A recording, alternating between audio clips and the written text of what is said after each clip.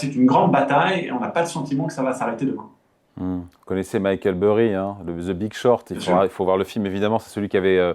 Il est connu pour avoir anticipé notamment cette crise des subprimes. Il parie en ce moment sur la chute de l'IA, plus d'1 milliard de dollars sur la baisse d'NVIDIA et de Palantir, qui sont deux spécialistes de l'IA. Il a raison, il a tort, parce qu'il est convaincu que lui, qu'il y a une bulle et qu'elle va éclater.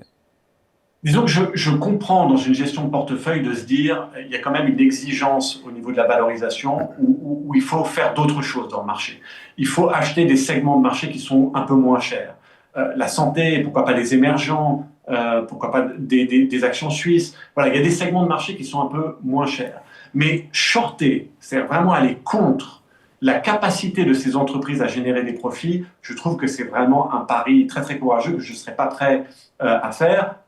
Burry a fait des choses extraordinaires dans sa carrière. Il a aussi quelques beaux loupés et surtout, peut-être qu'il aura raison, mais peut-être pas tout de suite. Donc aujourd'hui, quand on regarde la session de résultats au troisième trimestre, ça a encore été des entreprises qui ont surpris par leur capacité à générer ces profits-là.